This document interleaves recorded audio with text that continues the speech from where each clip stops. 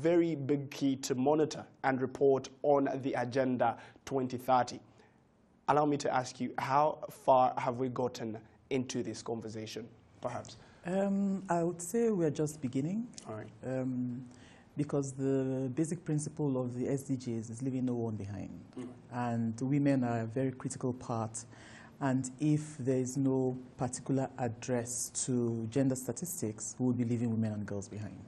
Now, that is rather interesting, but we're still seeing 6 out of every 17, actually 6 of 17 SDGs do not have indicators to monitor progress for women and girls. Right. Is there something that is not being conversed, that it's not being brought to the table to actually have more on the same? Conversation.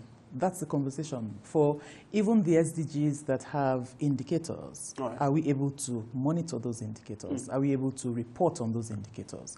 So that's the conversation that's happening in Kigali today and for the next 2 days. Just about yesterday, I was watching this video, very interesting, that shows that women are getting a very low pay in actually every industry, a 38% low to everyone. And this has not only been not addressed in Africa, but worldwide. You, as the UN Women Regional Director for Eastern and Southern Africa, what needs to be done to actually see that there is parity in these conversations? I know Kigali has taken some strides towards this, but well, it's an African conversation, so we need to know what needs to be done in particular to such. Well, for UN Women, we have the Agenda 50-50, which is parity, 50-50 by 2030. Some people think it's a dream, but we think it's reality. Because gender for us is living, gender is life. It's not a myth, it's not just out there. So yes, indeed, there's a gender pay gap, a huge one, and not just in Africa. It's everywhere. You find companies that employ male and female same day, same qualifications, same job. Man gets $1,000 more. Why? All right. That's the conversation. That is something that needs to be addressed indeed moving forward. But now we do understand that, again, at the top of the show, we started off with the statistics. Just about the other day, I was the Ministry of Finance and Economic Planning. You know, they call it Minecofin, so sometimes it's confusing if it's French or English. But the minister and one UN Rwanda were signing about $630 million. And the biggest percentage was going into human development. And I had a question to ask. Yes, we're seeing Rwanda standing at a very good number there, 195 at the Human Development Index on the UN. But deep down with gender equity and how many girls are in school, how many girls do have, how many girls are actually in the job market, you know, science and technology and all of this. Have we looked deep down into this conversation? Have you? And we are, in partnership with the SDG Center for Africa, we're actually interrogating SDG 5. And one of the things the SDG Center is doing together with UN Women is actually looking at women's political participation and seeing if what's going on in Rwanda is institutionalized. And if it is, we're going to tell other African countries to emulate. If not, we're going to begin to work with governments to ensure that the 67% at national level is actually going to continue for a very long time. When you go lower down, like you say, what's the percentage of women's participation in politics? Nice. Yeah? So that's the issue. And that's why the UNDAP that was signed, the one UN framework that was signed, has gender central to it. There's a gender strategy to the UNDAP. There's an action plan for a gender action plan to the UNDAP. So that's the reason why we are still pushing gender, even in a country like Rwanda. Statistics is still a huge problem in Africa, not only for gender, but also for a lot of things. And that doesn't help us understand where to decide what to do and where to go.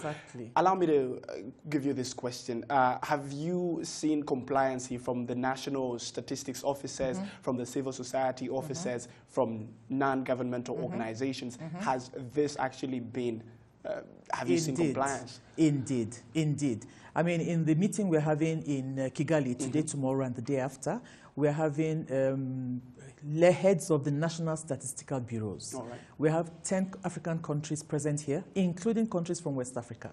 And what we're going to be discussing is official and unofficial data. Official data is what usually government collects. It includes census data, health surveys, national democratic surveys. But there's unofficial data, which is citizen data. And citizen data is usually not collected. Also, data of projects that happen at community level, which a great percentage of women play, is not collected. And rightly so, because the National Statistical Offices talk about data being unreliable. So what we're doing together with SDG Center for Africa as UN Women is to say what tools and methodologies can we develop to ensure that that data is reliable and it is collected. All right. So yes, we are actually seeing a partnership with member states, with national statistical bureaus.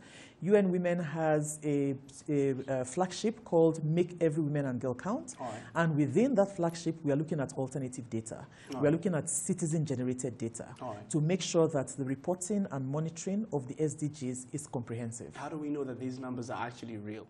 That's why we're going to develop tools and methodologies. All right. And that's why we're working with the experts to develop those tools and methodologies that will make the numbers reliable and make them able to be monitored. I do believe that I still have a few minutes with you, so I'm going to push for this one. How can we generate a consensus and collaboration between the traditional and non-traditional data to safely navigate through this conversation and different types of gender-related data initiatives? It's by partnerships. It's by making sure that those that collect the traditional data and those that collect the non-traditional data are talking to each other. And that's where we come in as UN Women. We are the broker. So we brought them together. In the room, we have civil society, we have national statistical bureaus, we have regional commissions, we have SADC, COMESA, IGAD, all in the room. And they're going to be speaking and making sure that we get a consensus as how to move forward. And then we're piloting. We want to pilot in 4 countries. 4 countries have actually, we didn't choose the 4 countries. They decided they wanted to come on board to pilot. But other countries are also learning from what it is that we're doing. All right, very interesting. Allow me to ask you this one. It's probably off the record. What keeps you up at night with all these conversations we're having? What is still not discussed that you can't sleep at night, not seeing movement towards it? The status of women and girls. All right. Gender norms and stereotypes, and how traditionally and culturally we continue to seek to disempower women is what keeps me up at night.